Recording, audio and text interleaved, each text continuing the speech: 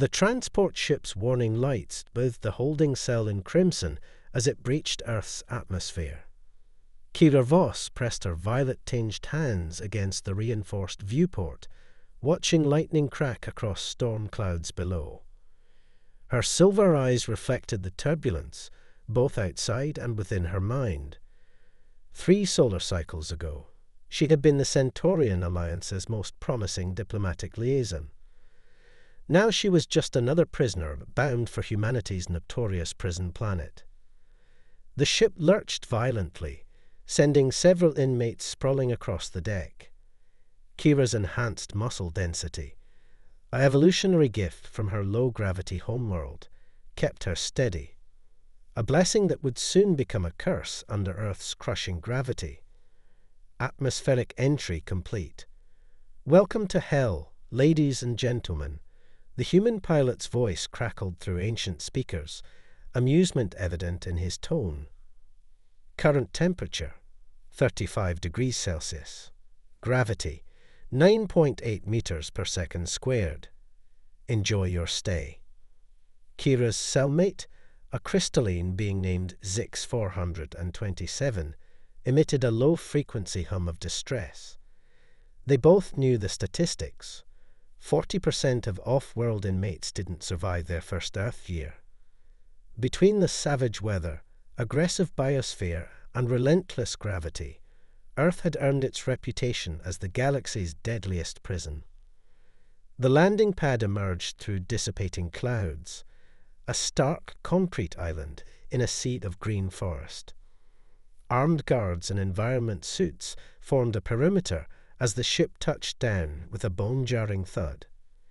Kira squared her shoulders, determined not to show weakness as the cell doors slid open with a pneumatic hiss. The first step onto Earth's surface nearly brought her to her knees. Every muscle screamed in protest as her body fought against almost triple the gravity she was used to. The air felt thick, almost liquid, laden with moisture and organic particles that made her sensitive respiratory system burn.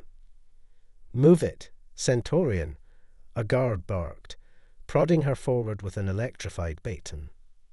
"Processing is this way." The processing center was a brutalist concrete structure that seemed to absorb all hope. Inside, Kira and her fellow inmates were subjected to a battery of tests and procedures. Medical scans, genetic sampling, environmental tolerance assessments, all designed to determine where they would be assigned within Earth's vast prison complex. "Interesting readings," the prison doctor muttered, studying her results. "Your species typically can't handle our gravity, but you've got some unique adaptations. Stronger muscle density, reinforced skeletal structure. You might actually survive this." "I was engineered for diplomatic service," Kira replied, her universal translator struggling with the complex harmonics of English. "My genetics were optimized for varied environments." The doctor's laugh held no warmth. "Well, those diplomatic modifications are going to get a real workout here. You're being assigned to Agricultural Unit 7. Hope you like getting your hands dirty." As Kira was led to her permanent cell, she caught glimpses of Earth's environment through barred windows. The sun was setting, painting the sky in colors that shouldn't exist in nature. Lightning flickered in distant clouds, and something massive moved through the trees at the compound's edge. This world was beautiful in the way apex predators were beautiful, all power and deadly grace. Her cell was small but private, a luxury she hadn't expected. The thin mattress felt like concrete, and the air recyclers hummed with mechanical persistence. As darkness fell, the sounds of Earth's nightlife filtered through the reinforced walls, clicks, chirps, and roars that spoke of a million species that had evolved to kill. Kira sat on her bed, head in her hands, replaying the events that had led to her imprisonment. The classified documents found in her quarters, the rushed trial, the unanimous verdict, It all reeked of a setup. But who would want to discredit a junior diplomatic liaison? And why go to such lengths to ensure she was sent to Earth specifically? A distant roll of thunder pulled her from her thoughts. Through her narrow window, she watched sheets of rain begin to fall, each drop containing enough water to sustain a Centaurian for a day. Earth was going to kill her, slowly and painfully, unless she could adapt. And if she survived long enough, maybe she could uncover the truth behind her conviction. The lights in her cell dimmed automatically, signaling night cycle. Kira lay back on her bed, feeling the crush of gravity on her chest, listening to the symphony of deadly life outside her walls. Tomorrow she would begin her sentence, 20 Earth years of hard labor. Tomorrow she would start learning how to survive on a world that seemed designed to kill everything that wasn't born on it. As sleep finally came, her last thought was of home. The gentle pink skies and floating cities of Centauri Prime, now forever beyond her reach. But she was wrong about one thing. Earth wasn't designed to kill the unworthy. It was designed to forge them into something stronger. She just didn't know it yet. Dawn came too soon, heralded by a cacophony of alien birdsong. Kira's first day of labor began with a harsh buzzer and a voice over the intercom announcing breakfast. The cafeteria was a study in biological diversity, dozens of species trying to navigate the simple act of eating in Earth's punishing gravity. Guard Captain Marcus Reed watched the new arrivals with practiced indifference. 20 years supervising alien inmates had taught him to spot those who would survive and those who wouldn't. The Centaurian female caught his attention. She struggled with the weight of her food tray, but refused assistance from other inmates. Pride or caution, he wondered. Either could get her killed here. Agricultural Unit 7, Reed called out, checking his tablet. Today's task: clearing invasive species from the eastern fields. Warning: some plants are toxic. Follow safety protocols. Kira joined her work group, a mix of veterans and newcomers. They trudged through morning mist toward vast fields where Earth crops warred with aggressive local flora. Her protective suit felt suffocating, but she'd seen the medical logs. Contact with certain Earth plants could dissolve alien skin. Watch for the red ones, advised a grizzled proximon who'd introduced himself as Tarm. They shoot poison barbs when threatened. Lost 2 fingers learning that lesson. He wiggled his remaining digits for emphasis. The work was brutal. Every movement fought against Earth's gravity. Every breath burned in lungs evolved for thinner air. Sweat, a horrifyingly wasteful biological process, soaked her work suit. But as the hours passed, Kira began to find a rhythm. She noticed Guard Captain Reed watching her technique as she cleared a patch of thorned vines. "You're adapting faster than most," he commented, keeping his distance, but pitching his voice to carry. "Most off-worlders take weeks to figure out how to work with the gravity instead of fighting it." "My people believe in understanding systems to survive them," Kira replied, carefully coiling a vine. "Earth is just a very complex system." Reed's expression shifted slightly: interest, respect, before returning to professional neutrality. "Systems can still kill you if you're not careful. Take your break when the horn sounds. Dehydration drops more inmates than anything else their first week." The warning horn blared shortly after, and Kira gratefully retreated to the shade of a massive tree. She studied its structure while drinking her electrolyte solution. The thick trunk, deep roots, and reinforced branches all evolved to survive Earth's conditions. The same conditions slowly crushing her. A commotion drew her attention. A new inmate, ignoring warnings, had removed his protective gloves to wipe sweat from his face. Within seconds, his exposed skin began to blister where it had touched the plants. His screams brought medical teams running. "That's why we have protocols," Reed said, materializing beside her. "Earth doesn't care about intent. Careless or careful, it'll kill you just the same." He paused, studying her. "Though you seem to be taking to it better than most." "Is that a compliment, Captain?" "An observation. You watch, you learn, you adapt. That's rare among your kind. Most Centaurians are too proud to learn from a primitive world."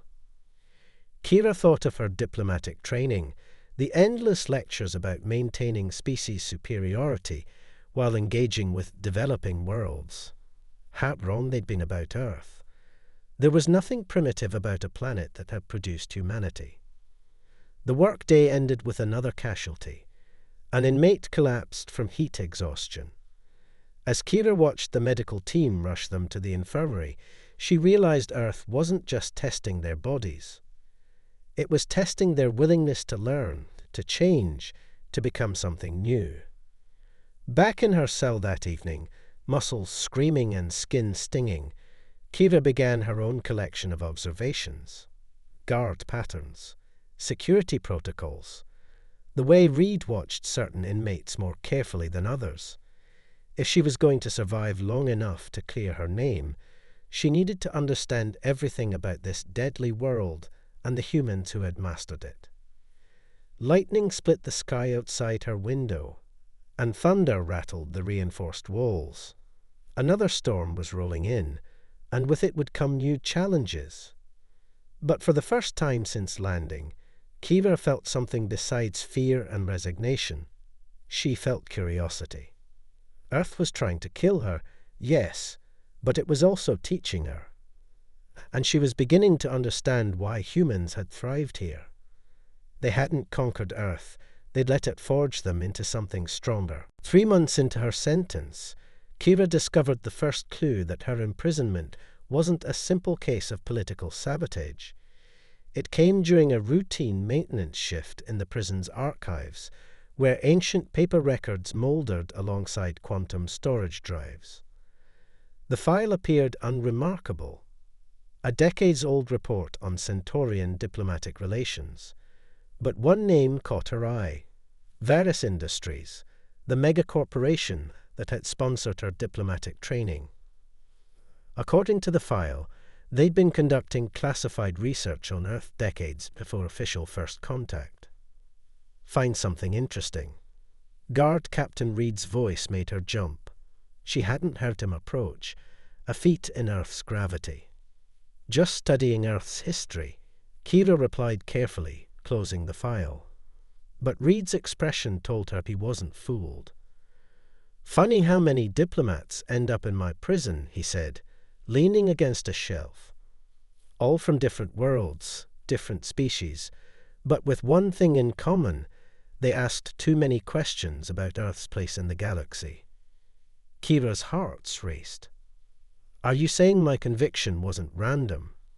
Reed's eyes narrowed. "I'm not saying anything.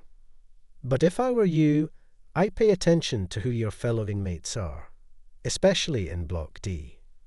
Block D housed the most dangerous prisoners, those whose crimes threatened galactic security.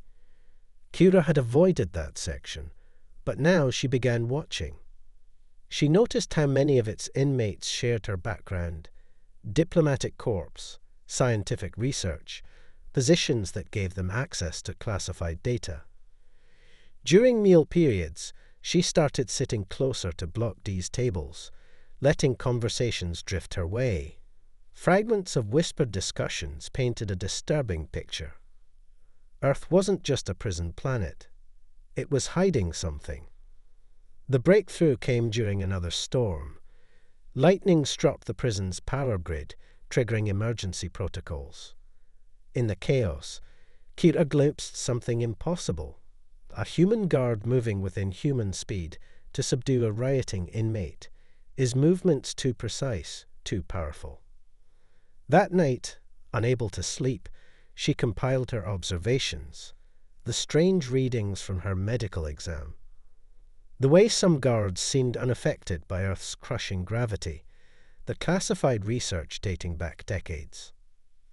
A tap on her cell window startled her. Reed stood outside, his outline harsh against the rain. "Take a walk with me," he said, deactivating the lock. They moved through empty corridors to a secure observation room overlooking the prison grounds. Lightning illuminated the forest beyond the walls, where massive shapes moved through the trees. "What do you see out there?" Reed asked. "Life that shouldn't exist," Kira answered. "Species that evolved under impossible conditions, like humans." Reed smiled grimly. "Now you're asking the right questions. Why did Earth produce humans? How did we survive conditions that kill most advanced species? What makes this planet different? The official records say Earth is just a convenient prison world. The official records lie." Reed pressed a hand against the glass. "Earth isn't a prison because it's dangerous. It's dangerous because of what it's hiding. And some people out there, your former employers included, would do anything to uncover its secrets." Kira thought of the modified guards, the classified research, her own suspicious conviction. "They sent me here on purpose," she realized. "They wanted someone on the inside." Smart girl, but they're not the only ones playing this game. Earth has its own agenda. Reed turned to face her fully. "The question is, now that you know the truth, whose side are you on?" Before Kira could answer, alarms blared throughout the complex. Emergency lights bathed the corridor in red. Through the window, she saw something massive emerging from the forest, something that shouldn't exist on any world. "Looks like you'll have to decide quickly," Reed said, drawing his weapon. "Because Earth's secrets are about to break loose." The creature that emerged from the forest defied explanation. A fusion of Earth's deadliest predators, evolved far beyond anything in the scientific records. Its iridescent scales rippled with camouflage patterns, and multiple sets of eyes tracked movement with terrifying intelligence. "Containment breach in Sector 7, the PA system announced. All inmates return to cells. This is not a drill." "Too late for containment," Reed muttered, activating his comm unit. "All guards, defensive positions. Priority Alpha." Kira watched in horror as more creatures emerged from the tree line. "What are they?" "Earth's immune system," Reed replied grimly. "The planet creates them to eliminate threats. Usually they stay in the deep wilderness, but the storms disrupted their territorial boundaries. The creatures moved with impossible grace, testing the facility's defenses. Alarms blared as secondary containment barriers failed. Through the chaos, Kira noticed something strange. The beasts were ignoring certain inmates, focusing their attacks on specific individuals. "They're targeting Block D prisoners," she realized. "The ones who know too much." Reed's expression hardened. Earth knows its enemies. He tossed her a weapon. Not standard prison issue, but something far more advanced. "Think fast, diplomat. Those barriers won't hold long." The next hours became a blur of survival. Kira found herself fighting alongside guards and inmates alike as the creatures breached the prison's outer walls. Her enhanced physiology, originally designed for diplomatic functions, proved unexpectedly useful in combat. She could process visual information faster than most species, predict attack patterns, coordinate defense strategies. Through it all, she observed the impossible. Human guards moving with enhanced speed and strength, inmates revealing abilities that shouldn't exist, and the creatures themselves displaying an intelligence that spoke of deliberate design rather than natural evolution. "The planet didn't just make humans stronger," she said to Reed during a brief respite. It's still changing them, still experimenting. Reed nodded grimly. Earth isn't just a prison. It's a testing ground. Those who survive become something new. That's what your employers wanted to understand. How to replicate the process. A massive impact shook the building. Through shattered windows, Kira saw more creatures approaching, but these were different, larger, more evolved, as if the planet was escalating its response. They're hurting us, she realized, driving us towards something. Or away from something, Reed corrected. Look, he pointed to Block D, where the attack was most intense. Whatever secrets that section holds, Earth doesn't want them getting out. The revelation hit Kira like a physical blow. Her conviction, her imprisonment, the strange abilities she'd observed, it was all part of a larger pattern. Earth wasn't just a deadly world that had produced humanity. It was a living laboratory, actively guiding its own evolution. And now it was eliminating threats to that process. As if confirming her thoughts, the ground beneath Block D began to shift. Massive roots erupted through concrete, wrapping around the structure like tentacles. The planet itself was removing the evidence. Make your choice, Reed said quietly. Help us protect Earth's secrets, or join those trying to exploit them. But decide fast, because this storm isn't ending anytime soon. Kira looked at the weapon in her hands, then at the chaos around her. She thought of her false conviction, of Varus Industries' hidden agenda, of the impossible evolution happening on this deadly world. The choice, she realized, had already been made. She raised her weapon and took aim at the approaching creatures. Earth had chosen her. Now she would choose Earth. The battle lasted 3 days. When it ended, Block D was gone, swallowed by the Earth itself. The surviving inmates watched in stunned silence as the ground smoothed over, leaving no trace of the structure or its secrets. Kira stood with Reed in the aftermath, surveying the destruction. The creatures had vanished as mysteriously as they'd appeared, melting back into Earth's wilderness. But the prison had changed. The inmates who survived had seen too much to maintain the old pretense. Earth is alive, Kira said quietly. Not just as an ecosystem, it's conscious. Reed nodded. That's humanity's real secret. We're not Earth's masters. We're its children, its experiments. And now you're part of that experiment too. Kira felt the truth of it in her modified body. The past 3 days had changed her further, enhanced reflexes, improved strength, deeper connection to Earth's rhythms. The planet wasn't just killing the weak. It was transforming the strong. Varus Industries will send others, she warned. They always do. But Earth chooses its own. Reed handed her a data crystal. Your conviction has been overturned. Officially, you were part of a deep cover investigation into corporate espionage. And unofficially, you're being offered a choice. Leave Earth, return to your old life. Or stay, become part of something bigger. Help us protect this world's secrets. Kira studied the crystal, thinking of home. The sterile cities, the rigid hierarchies, the carefully controlled evolution. Then she looked at Earth's sky, where storm clouds gathered on the horizon, pregnant with possibility. The galaxy thinks Earth is a prison, she said, but it's really an incubator. For something new, something better. Reed smiled. Welcome to the family. In the distance, thunder rolled across the transformed landscape. Kira felt it resonate in her enhanced bones. A reminder that Earth was always watching, always testing, always evolving.